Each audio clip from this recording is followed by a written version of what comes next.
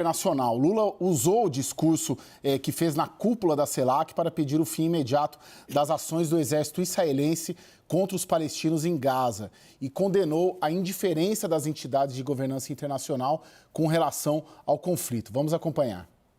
O presidente chamou a ação de Israel na faixa de Gaza de carnificina e acusou o governo de Benjamin Netanyahu de promover punição coletiva contra os palestinos na região.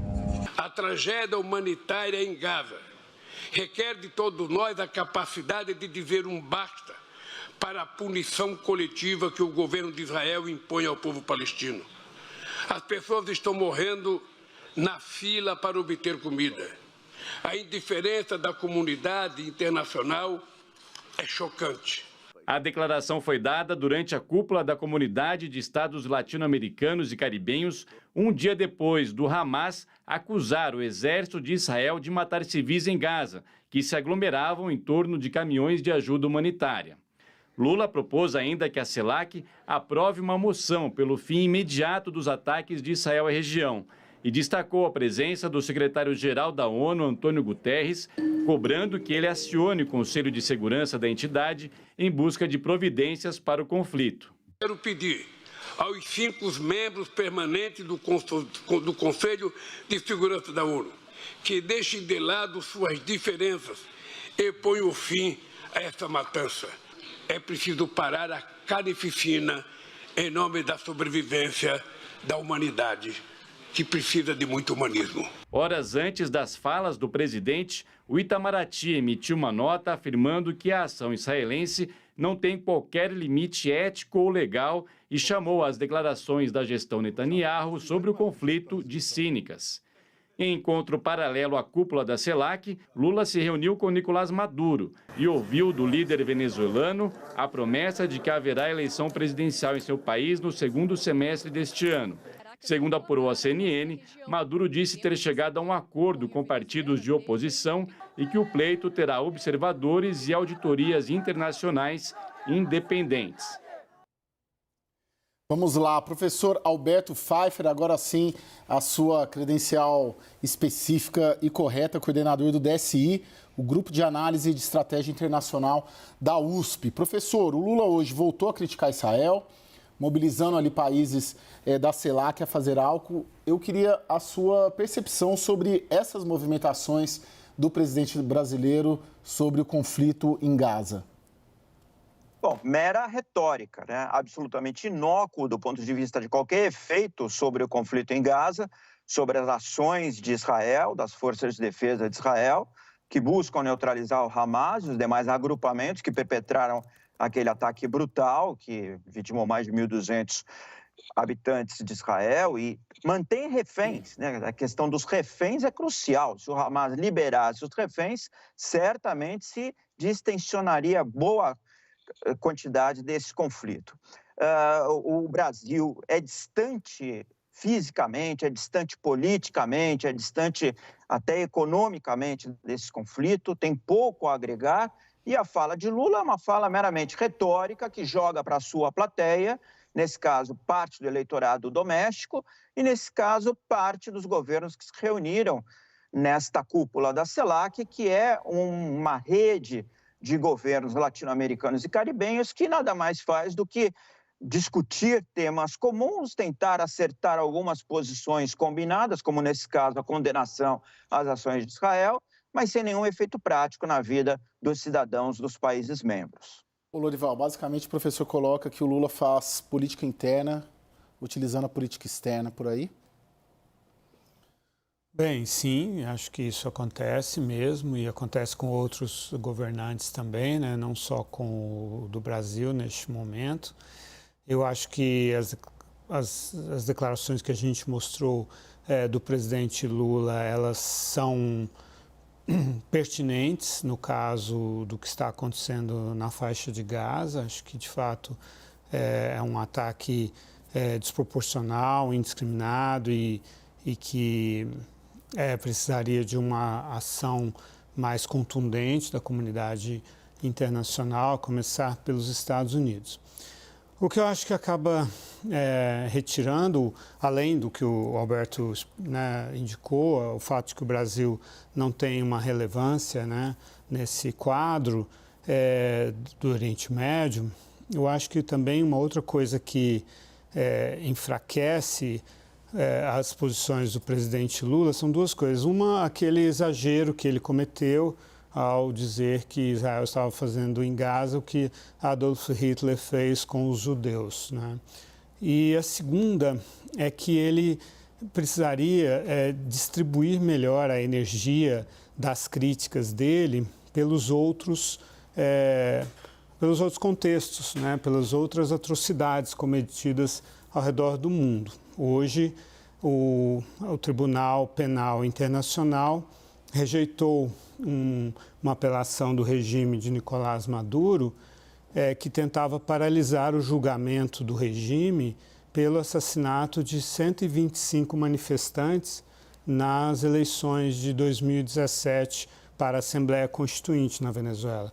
Eu presenciei alguns desses assassinatos e isso não parece comover o presidente Lula. Também Vladimir Putin, há 2 anos, está sistematicamente matando civis, sequestrando crianças, milhares de crianças, para doutriná-las, de acordo com a visão russa da Ucrânia, são crianças ucranianas, bem entendido, treinando adolescentes para lutar contra o seu próprio país. Essas crianças são espancadas, são desmoralizadas, são intimidadas, estão separadas de suas famílias, e foi isso que suscitou a ação da Corte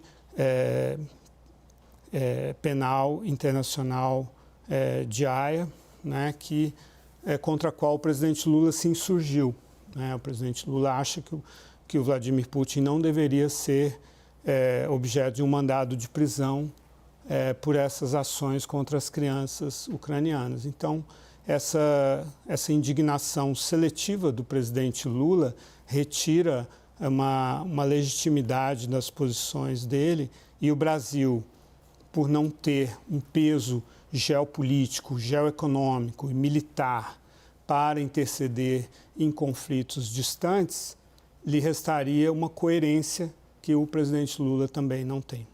Daniel Rittner.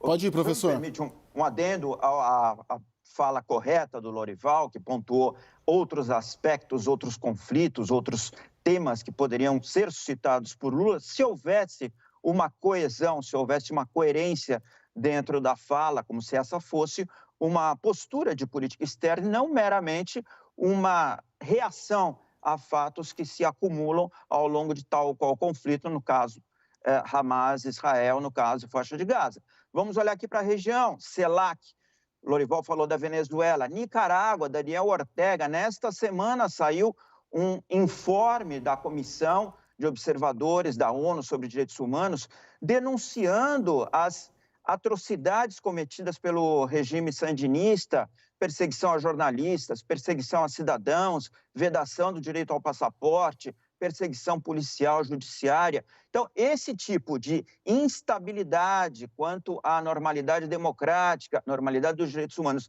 na região, é que tem que ser o alvo da CELAC, tem que ser objeto da CELAC, é o objeto da CELAC. Por que falar de outras regiões? Ou, melhor, por que não falar desses assuntos e falar também de outras regiões com uma nota de rodapé? Mas o foco desta reunião deveria ser América Latina e Caribe. Então, demonstra uma falta de coerência, uma falta de contexto. A nossa política externa parece estar navegando ao curso dos acontecimentos e ao curso de uma agenda que não é a agenda clássica, não é a agenda tradicional da política externa brasileira.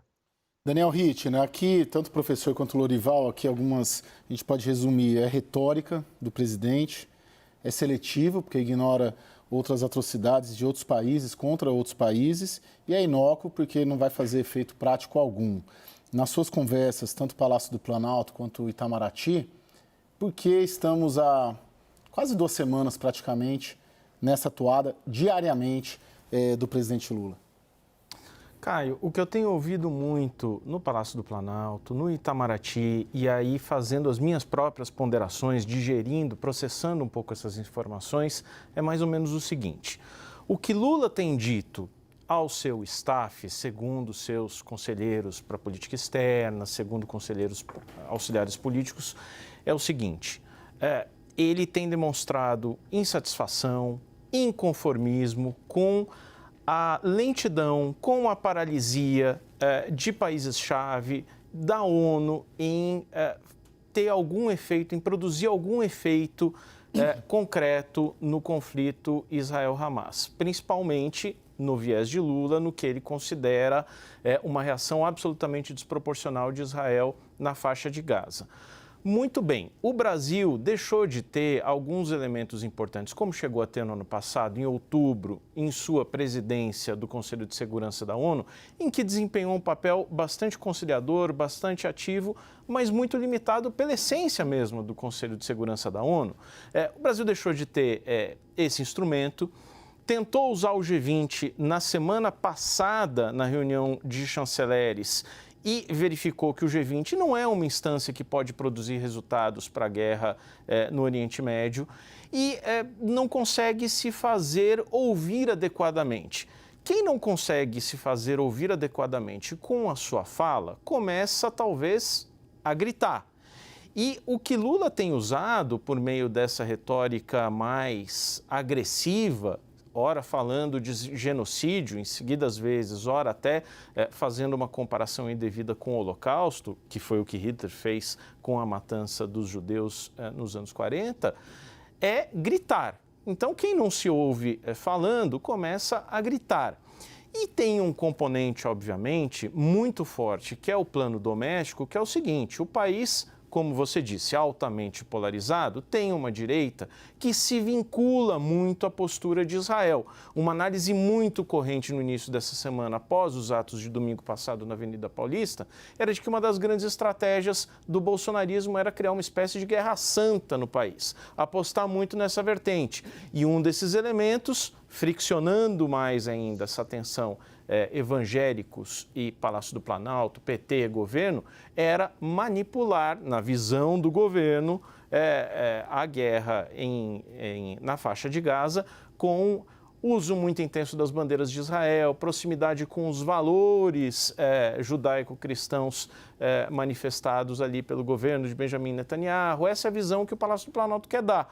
Portanto, falar tanto em defesa dos palestinos, da faixa de Gaza e condenando Israel, o governo do Benjamin Netanyahu, é uma forma de energizar a bolha da esquerda. Depois a gente pode falar na economia como o governo quer furar a bolha da esquerda, que é para quem fala. Agora, quando tem esse assunto em jogo, Israel-Hamas, o objetivo é cativar, sim, a sua própria militância. É isso. Eu fico me perguntando aqui, eu vejo um movimento do governo de assumir para si a responsabilidade ou a autoria do movimento de reações mais contundentes contra Israel, né? Como se Lula tivesse sido o responsável, porque ele foi corajoso, entre aspas, ele teve a coragem de dizer o que está realmente acontecendo em Gaza, e aí, portanto, ele lidera e libera os outros líderes no mundo a dizer exatamente o que está acontecendo em Gaza e que, portanto, esse movimento de hoje, por exemplo, em resposta ao que aconteceu com as mortes em volta daquele comboio ontem de ajuda humanitária, também como se fosse um feito da coragem de Lula de dizer o que está acontecendo. Aí, Lorival, eu passo para você. A gente já viu o presidente Lula e as lideranças do PT fazerem isso em outras situações, né? Assim, como se eles fossem, se a versão da história fosse a autoria real dos fatos. Você acha que cola isso neste caso específico? Bem, em primeiro lugar, eu acho, assim, o que está acontecendo na faixa de Gaza realmente é inaceitável, o que Israel está fazendo na faixa de Gaza, em primeiro lugar. Assim como o que o Hamas fez no dia 7 de outubro em Israel é inaceitável. com a diferença de que o Hamas é um grupo terrorista que não tem assento nas Nações Unidas. Israel é um país que é tratado como um Estado-nação e que, portanto, como tem mais voz, tem também mais responsabilidades. Mais deve ser chamado a essa responsabilidade pelos crimes que está cometendo. E não deveria alegar que está fazendo isso porque um grupo terrorista fez algo parecido numa outra escala, porque aí é o próprio Israel que está se equiparando a um grupo terrorista e abrindo a possibilidade de ser considerado um Estado terrorista. Né? Bom, feita essa observação, eu vejo que o presidente Lula, aí olhando assim, para as minhas fontes americanas, europeias, até latino-americanas também, sul-americanas principalmente, que eu tenho ouvido, o presidente Lula se desqualificou para o debate internacional. Né? Ele perdeu as credenciais de um líder que pode discutir as grandes questões internacionais e regionais, por causa de do visível viés ideológico que domina a leitura dele do mundo, dos países, das relações. Então, isso é uma perda de liderança que o Brasil teria um espaço para exercer. E no caso da Amazônia, aí sim, o Brasil poderia se projetar mundialmente. Não vejo o presidente Lula aproveitando as credenciais que ele tem e ele merece ter por causa do êxito, mais uma vez, de diminuir muito o desmatamento. Diminuiu pela metade o desmatamento no ano passado na Amazônia. Ele não aproveita isso porque ele parece estar cego com todo esse impulso, esse ímpeto ideológico de questionar a ordem internacional baseada em regras, representada pela liderança dos Estados Unidos. Então, ele assumiu uma posição revanchista, revisionista, exatamente a mesma posição assumida pela China, pela Rússia e pelo Irã. E isso não tem fundamento nos valores da sociedade brasileira, na prática democrática brasileira. E essa dissonância, essa incoerência entre o país que ele governa e as posições que ele assume no campo internacional acabam por enfraquecer, fragilizar demais as posições dele no mundo. Sabe que tem acho importante colocar no debate, professor, e aí na sequência eu jogo para você. A Genial Quest divulgou hoje uma pesquisa sobre a declaração do Lula, sobre a ação de Israel em Gaza, e nós separamos aqui alguns dados desse levantamento que tem tudo a ver com o que nós estamos conversando aqui. Veja aí, quando perguntados, os entrevistados, se Lula exagerou ao comparar a ação de Israel contra Gaza ao que Hitler fez na Segunda Guerra Mundial, 60% disseram que o presidente exagerou e 28% acreditam que não e 11% não sabiam ou não responderam. E é interessante porque a pesquisa ela destrinchou a resposta para essa pergunta conforme o voto dos eleitores em 2022. Vamos ver aí, 43% dos eleitores de Lula consideram que o presidente exagerou ao comparar o que acontece em Gaza com o que Hitler fez na Segunda Guerra Mundial. E 45% acham que não. Ou seja, tem uma diferença pequena, mas a maioria dos eleitores de Lula apoia Lula no que ele disse. 12% disseram não saber ou não responderam. Entre os eleitores do ex-presidente Jair Bolsonaro, 85% disseram que o Lula exagerou e 9% avaliam que não e 6% não souberam ou não responderam. Daí, já no grupo que inclui quem votou em branco, nulo ou não foi votar, 58% disseram que Lula exagerou nas declarações e 25% avaliaram que ele não exagerou, enquanto 17% não souberam ou não responderam. Aí tem uma segunda tabela que a gente vai mostrar também, fazendo essa conexão de política externa com política interna. A pesquisa perguntou a opinião dos entrevistados sobre Israel. 39% têm opinião favorável ao país Israel, uma queda de 13 pontos percentuais em relação ao levantamento feito em outubro do ano passado.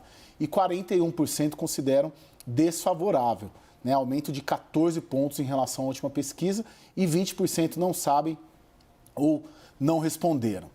E aí foram entrevistados aí 2.000 pessoas entre 25 e 27 de fevereiro. A margem de erro é de 2,2 pontos percentuais, o nível de confiança é de 95%. E nas diversas pesquisas, nos diversos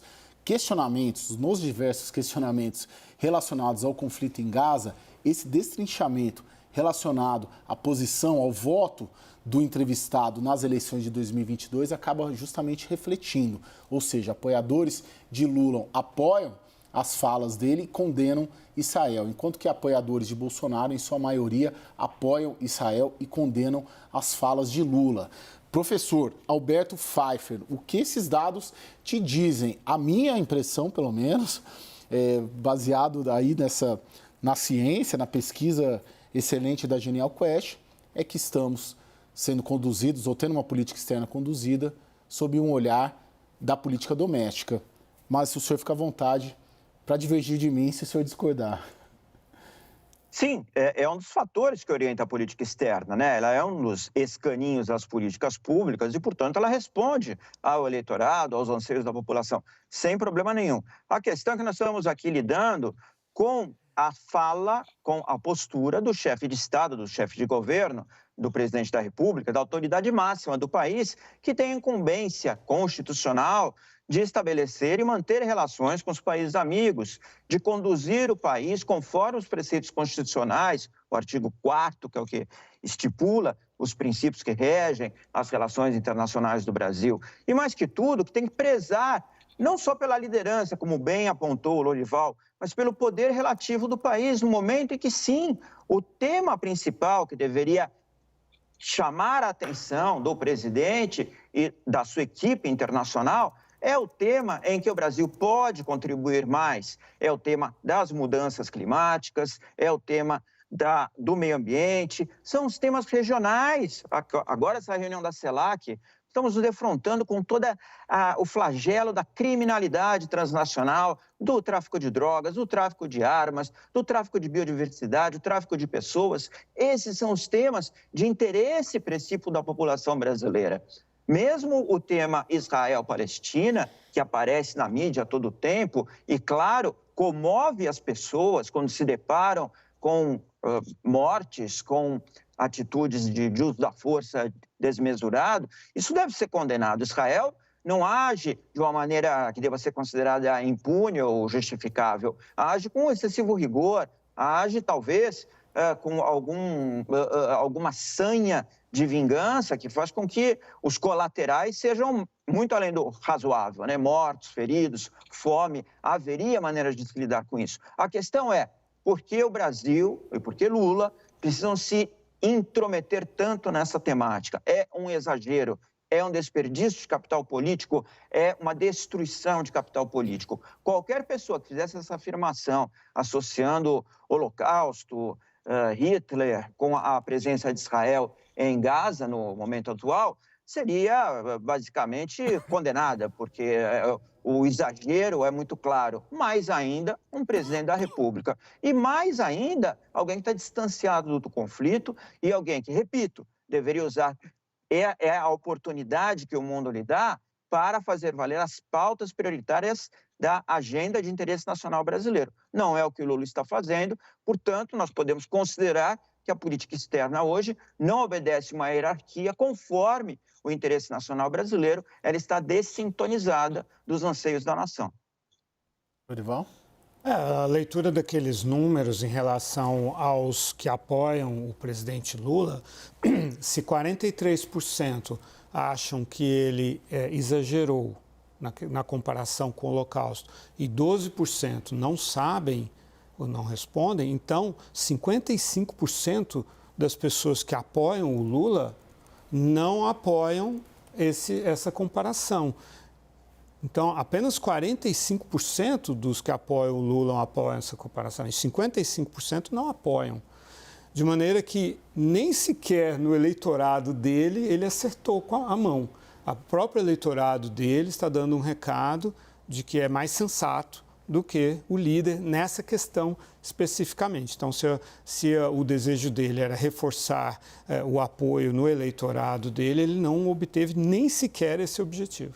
Lorival, a gente está falando bastante de Gaza, mas eu quero jogar, vamos dizer, a gente está falando de Gaza como um conflito distante, no qual o Palácio do Planalto acaba entrando e virou ali a prioridade, mas vamos trazer aqui para a nossa região também Venezuela, porque hoje, né, o Lula arrancou do Maduro uma promessa de eleições no segundo semestre. A minha pergunta para ti, ontem a gente falou um pouco disso aqui, dá para acreditar? Dá para confiar numa eleição livre e justa na Venezuela? E primeiro, dá para acreditar que ela vai ser realizada mesmo? Até 2015, o regime chavista, ele fazia as eleições da seguinte maneira. Ele tentava desacreditar os opositores que eram competitivos, incluindo a Maria Corina Machado, Leopoldo López, Henrique Capriles. Eu cobria essas eleições, tudo muito vivo na minha cabeça, o que acontecia lá. Então, toda a máquina do Estado era usada para desacreditar os opositores com acusações de corrupção e tal, e, ao mesmo tempo, ele ainda tinha os petrodólares e ele jogava esse dinheiro em forma de bolsas, que eram as missões que havia. Então, as pessoas pobres, em geral, recebiam dinheiro do Estado e se tornavam militantes chavistas. Esse esquema deixou de funcionar em dezembro de 2015, quando a maioria, pela primeira vez, ganhou, a oposição, pela primeira vez, obteve a maioria na Assembleia Nacional. O que o Maduro fez, então? Ele aposentou todos os membros da Suprema Corte que eram independentes e colocou ali chavistas, né, apoiadores do regime. Chávez já havia morrido. Então, a partir daí, a Suprema Corte passou a anular todas as decisões da Assembleia Nacional. Aí houve uma demora para fazer novas eleições diante do choque da derrota do chavismo, apesar de usar toda a máquina do Estado em seu próprio favor. E aí teve aquela eleição de 17 que eu cobri, da Assembleia Constituinte, que foi uma fraude completa. As pessoas não foram votar, elas boicotaram sistematicamente, e os números que o regime do Conselho Eleitoral divulgou eram absolutamente irrealistas e foram denunciados por integrantes do Conselho Eleitoral que eram independentes, que eram minoria, mas que denunciaram e tal. E a Procuradora-Geral também, que ainda era independente. Todas essas pessoas tiveram que deixar o país. E aí, a partir daí, em 2018, foi feita uma outra eleição fraudulenta do Maduro. O mandato é de 6 anos e é por isso que teria que ter nova eleição agora. Mas então não há condições, e sem falar da inelegibilidade da Maria Corina Machado, sem nenhuma justificativa, nenhuma democracia aceitaria as justificativas que foram dadas, sem provas nenhuma contra ela. Então, reunindo tudo isso, é irrelevante se haverá eleições ou não haverá eleições, porque não há eleições justas na Venezuela. Daniel, como que o governo, diante desse histórico aqui que o Lorival coloca, o governo acredita real que as eleições, primeiro, que elas ocorrerão e segundo, que elas serão justas? Eu acho que no fundo, a dúvida é imensa, a descrença é imensa. Agora, a questão é como o governo brasileiro e como Lula devem se comportar diante de tudo isso que a gente está dizendo. Na visão do governo, a melhor forma de se comportar não é indo a público e satisfazendo a gente aqui, a opinião pública, as redes sociais, bater no Maduro, romper relações, fazer uma retórica mais agressiva. Por quê? Porque na Venezuela, diferentemente da faixa de Gaza, ou Israel, ou na Ucrânia, a gente tem condições de exercer algum tipo de influência. Talvez seja exagerado esse diagnóstico, mas é um diagnóstico que foi trazido a Brasília, por exemplo, por Antony Blinken, na semana passada. Blinken disse aqui, segundo os relatos de assessores de Lula, que 2 países ou 2 líderes têm condições de influenciar positivamente a situação na Venezuela. Lula e Gustavo Petro da Colômbia, por serem presidentes de esquerda, com aproximação com Maduro.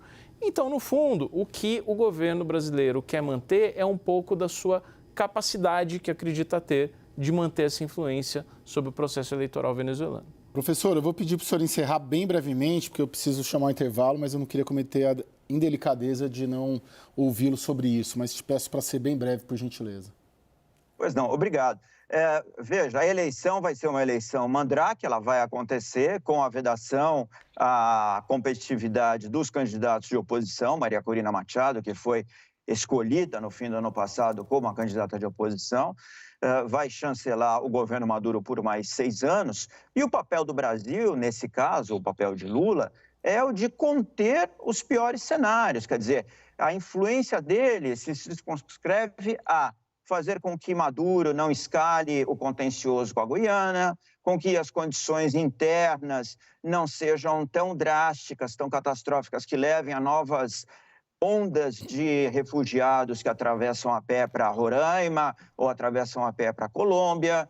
É mais ou menos isso, né? É a contenção das atitudes de um regime ditatorial, totalitário, quanto ao infligir dano à sua população. É isso. Se nós estamos satisfeitos em cumprirmos esse papel, eu acho que é uma questão que fica para debate, né? Eu acho que é muito pouco do que o Brasil representa no mundo e na região.